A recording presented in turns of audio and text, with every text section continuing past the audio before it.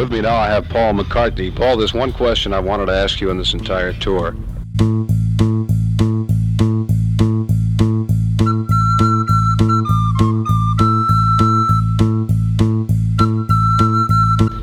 Before the word Beatles ever came into your life, and before the group ever Before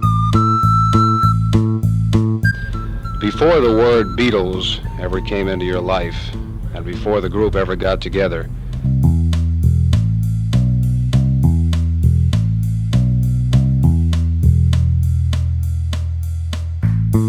what was your personal ambition? What did you want to be? I didn't have any ambitions.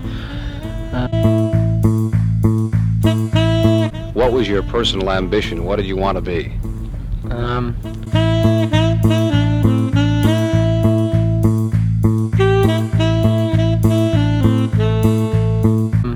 I didn't have any ambitions.